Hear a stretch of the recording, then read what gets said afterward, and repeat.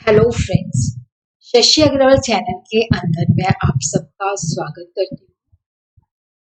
आज का जो हमारा सब्जेक्ट है वो है बिजनेस लॉ। और यहाँ पे हम बहुत ही इम्पोर्टेंट टॉपिक क्रेता सावधानी का सिद्धांत, जिसको इंग्लिश के अंदर हम कहते हैं डॉक्ट्राइन ऑफ कैविट एम्पटर। तो ये क्वेश्चन जो है काफी इम्पोर्टेंट है। अगर आपको मेरा ये प्रयास सही लगता है तो इस वीडियो को लाइक कीजिए, शेयर कीजिए तथा मेरे चैनल शशि अग्रवाल को सब्सक्राइब कीजिए। इसी के साथ ही क्या है कि शशि अग्रवाल इकोनॉमिक्स तथा लॉ क्लासेस के अंदर इकोनॉमिक्स तथा लॉ की हिंदी के अंदर वीडियोस उपलब्ध है। पूरा का पूरा कोर्स वहाँ पे अवेलेबल है। इस चैनल के अंदर भी हिंदी की वीडियोस डलेगी, बट वहाँ पे सिर्फ इम्पोर्टेंट टॉपिक्स की डलेगी। तो इसके साथ आप मेरे दोनों चैनल शशि अग्रवाल और दूसरा चैनल शशि अग्रवाल इकोनॉमिक्स तथा लॉ क्लासेस को सब्सक्राइब कर सकते हैं। तो सबसे पहले हम देखते हैं कि जो क्रेता सावधान रहो या क्रेता की सावधानी का सिद्धांत या डॉक्ट्राइन ऑफ कैविट एम्पटर है क्या चीज। देखो, वस्तु की जो विक्रय के संबंध में जो सिद्धांत लागू होता है वो है क्रेता की सावधानी। इसका मतलब होता है कि जब खरीदार चीजें खरीदता है तो उसको अच्छी तरह से जांच पड़ताल करके खरीदनी चाहिए। वस्तु विक्रय के संबंध में क्रेता की सावधानी का सिद्धांत लागू होता है जब तक अनुबंध का सिद्धांत के विपरीत आशय प्रकट ना होता हो। इस नियम का ये मतलब है कि जब विक्रेता और क्रेता किसी वस्तु को बेचने और खरीदने का एग्रीमेंट करते हैं, उस समय जो खरीदार है उसकी ये ड्यूटी बनती है, उसकी ये जिम्मेवारी बनती है, उसका ये कर्तव्य बनता है कि चीजों को वो खरीदने से पहले अच्छी तरह से ठोक बजा के देखभाल करके उसका निरीक्षण करके खरीदे। क्योंकि देखो, ये विक्रेता का कर्तव्य नहीं है कि वो बताए कि ये वस्तु जो है सही नहीं है या उस वस्तु के अंदर वो दोष बताए। हाँ, अगर क्रेता जो है विक्रेता से पूछता है और विक्रेता उसको जानबूझ के गलत चीज दे देता है तो वहां पे ये नियम लागू नहीं होता। जब क्रेता जो है अपनी माल मतलब जो वो माल खरीदना चाहता है अपनी इच्छा के मुताबिक उसको देख के खरीदता है, और जब उसके बाद वो दोष पाता है तो उसके लिए वो विक्रेता को जिम्मेदार नहीं ठहरा सकता। क्योंकि देखो, यदि जो क्रेता है जब वो चीजें खरीदता है अपने विवेक, अपनी चतुराई पर मतलब अपनी स्किल के ऊपर निर्भर होकर माल खरीदता है और बाद में उसको पता चलता है कि माल के अंदर दोष है, तो इसके लिए वो खुद जिम्मेवार होता है। विक्रेता को इसके लिए जिम्मेवार वो नहीं ठहरा सकता।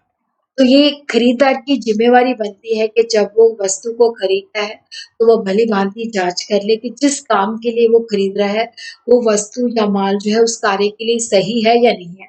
बाद में अगर वो सही नहीं निकलती तो वो इस आधार पर माल को वापस नहीं कर सकता।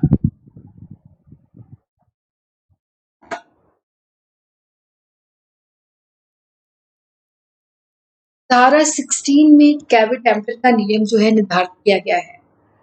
अधिनियम या किसी अन्य कानून के प्रावधानों के अधीन रहते हुए बिक्री के अनुबंध के तहत पूर्ति की गई वस्तुओं की गुणवत्ता या किसी उद्देश्य के लिए उपयोगिता के बारे में कोई निहित वारंटी या गारंटी नहीं होती। लेकिन ये नियम उस मामले में लागू नहीं होता जिसमें विक्रेता ने बिक्री के समय दोनों पक्षों के ज्ञात उद्देश्य के लिए उपयोग किए जाने वाले सामान की पूर्ति करने का बीड़ा उठाया है तथा खरीदार ने विक्रेता पे छोड़ दिया है। इसका मतलब है कि जब खरीदार जो है विक्रेता को कहता है कि मुझे इस कार्य के लिए, इस उद्देश्य के लिए चीज चाहिए और आप अपनी सोच के मुताबिक बताओ कि ये चीज उसके लिए सही होगी या नहीं, तो यहाँ पे जो डॉक्ट्राइन ऑफ कैविट एम्पटर है वो वहां पे लागू नहीं होता। देखो, इसके अंदर क्या है कि जब भी क्रेता माल खरीदता है तो उसकी जिम्मेवारी होती है कि वो अच्छी तरह से खरीद मतलब अच्छी तरह से उसको देखभाल के खरीदे। लेकिन अगर वो अपनी जिम्मेदारी विक्रेता को शब्दों पर ट्रांसफर करता है, जब एक खरीदार जो है बताता है विक्रेता को कि मैं इस उद्देश्य के लिए चीज खरीदना है, जब भी जो क्रेता है जब भी जो खरीदार है वो विक्रेता को बताता है वो खरीदार जो है विक्रेता की तकनीकी जो एक्सपर्टीज़ होती है, उसका जो एक्सपीरियंस होता है, उस पे भरोसा करता है। देखो जब हम चीज़ खरीदने जाते हैं, कई बार हमें पता नहीं होता तो हम जो विक्रेता होता है उस चीज़ के अंदर डील करता है, तो हम उसकी तकनीकी विशेषज्ञता और अनुभव के ऊपर उसके सहारे छोड़ देते हैं। आप हमें बताओ, यदि माल उस प्रकार का है जिसमें विक्रेता अपने सामान्य व्यवसाय के दौरान पूर्ति करता है, तो यहाँ पे जो क्रेता सावधान रहो ये नियम लागू नहीं होता। तो देखो यहाँ पे क्रेता सावधान रहो का नियम होता है कि जब भी एक खरीदार जो है अपनी स्किल के ऊपर बेस्ड चीजें खरीदता है तो अच्छी तरीके से उसको देखभाल के खरीदे। लेकिन इसके कुछ अपवाद है जहाँ पे क्रेता सावधान रहो जो नियम है लागू नहीं होता। जहाँ पे क्रेता जो है विक्रेता की चतुराई तथा विवेक पर निर्भर करता है, जहाँ पे बायर जो है स्किल और जजमेंट सेलर के ऊपर डिपेंड करता है, जिसको 616 सब सेक्शन 1 जो है सेल ऑफ गुड्स एक्ट का डील करता है कि खरीदार जो होता है विक्रेता को जानकारी देता है कि मेरी ये आवश्यकता है, और विक्रेता जो होता है उन्हीं वस्तुओं का निर्माता होता है, उन्हीं वस्तुओं में वो डील करता है। तो यहाँ पे जो क्रेता की सावधानी का नियम है वो लागू नहीं होता। ऐसी स्थिति के अंदर जो विक्रेता होती है उसका ये उत्तरदायित्व बनता है कि वो खरीदार को ऐसी वस्तु दे जो उसके उद्देश्य को पूरा करती हो। जैसे क्रेता जो है सेलर को बताता है कि मुझे जूता चाहिए, मैंने जो रेस के लिए सही हो, क्योंकि मैंने रेस के अंदर पार्टिसिपेट करना है। सेलर उसको जूता यहाँ पे देता है लेकिन वो रेस के लिए फिटिंग सूटेबल नहीं होता, तो ये जूता जो है उसको वापस करना पड़ेगा। मतलब यहाँ पे सेलर जो है उस गलत जूतों के लिए जिम्मेवार है। क्रेता जूते बेचने वाले से जूता खरीदता है और बताता है कि दौड़ने के लिए, रेस लगाने के लिए वो जूता खरीदना चाहता है।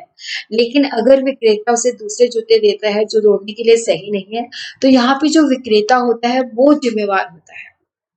किसी विशेष उद्देश्य के लिए उपयुक्त, fitness for a particular purpose. देखो वस्तुओं के गुण अथवा उपयुक्तता संबंधी कुछ इम्प्लाइड कंडीशंस होती हैं। उस दशा में क्रेता सावधान रहेगा सिद्धांत लागू नहीं होता। जैसे हम वाटर कूलर खरीद रहे हैं, जैसे फ्रिज खरीद रहे हैं, वाटर कूलर का होता है कि उसके अंदर ये इम्प्लाइड कंडीशन होती है कि वहां से हमें ठंडा पानी प्राप्त होगा। उसी तरह अगर हम किसी को फ्रिज सेल कर रहे हैं तो फ्रिज की भी यही होती है कि उसके अंदर बर्फ जमेगी। अगर ये जो इम्प्लाइड कंडीशंस होती हैं सेटिस्फाई नहीं होती, तो वहां पे सेलर जो होता है उसके लिए विक्रेता जो होता है वहां पे जिम्मेवार होता है। उसी तरह जैसे हम कोई चीजें जो होती हैं ब्रांड के नाम से खरीदते हैं, यदि खरीदार जो है ब्रांडेड उत्पाद या ट्रेड नाम के तहत बेचे जाने वाले उत्पाद को खरीदता है, तो क्योंकि जब हम ब्रांडेड चीज लेते हैं तो ब्रांड से जुड़ी हुई गुणवत्ता का आश्वासन मिलता है। इस मामले में हम विक्रेता को जिम्मेवार नहीं ठहरा सकते, क्योंकि इस मामले में खरीदार जो होता है विक्रेता के कौशल या निर्णय पर नहीं होता, क्योंकि उसको होता है कि मुझे ये ब्रांड की चीज चाहिए या मुझे इस ब्रांड की चीज है, क्योंकि ब्रांड द्वारा पेश किए गए जो निहित गुणवत्ता मानक पर वो भरोसा करके उसको चीज को खरीद रहा है। इसी तरह जब हम बता के वर्णन अनुसार के हमारे जो प्रोडक्ट हम दे रहे हैं उसकी ये क्वालिटी है या ये मेक है, अगर हम उसको सेल बाय डिस्क्रिप्शन के द्वारा मतलब बता के उसका वर्णन करके उसको बेचते हैं, अगर वो उस विवरण के साथ मैच नहीं करता तो वहां पे भी ये नियम लागू नहीं होता, और विक्रेता जो होता है उसके लिए जिम्मेवार होता है। जब माल विवरण विवरण का मतलब होता है कि जब हम कहते हैं कि हमारी ये जो चीज है ये इसके अंदर ये क्वालिटी है और वो उस क्वालिटी की नहीं निकलती। जब माल विवरण के अनुसार बेचा जाता है तो विक्रेता को निहित शर्तों का पालन करना होता है, मतलब उसके इम्प्लाइड कंडीशंस और वारंटीज का पालन करना पड़ता है। तो क्रेता सावधान रहेगा सिद्धांत वहां पे लागू नहीं होता। जो बस बिक्री की जाती, जो बेची जाती वस्तु है, जो हमने उसका वर्णन दिया था उससे वो मेल खानी चाहिए। अगर वो मेल नहीं खाती तो वहां पे खरीदार जो है वस्तु को रिजेक्ट कर सकता है, अस्वीकार कर सकता है तथा हर्जाना कंपनसेशन प्राप्त जो है कर सकता है। उसी तरह कपट के मामले में देखो, जब विक्रेता जो होता है धोखाधड़ी से मतलब खरीदार को माल बेचता है, तो वहां पे ये जो नियम है लागू नहीं होता।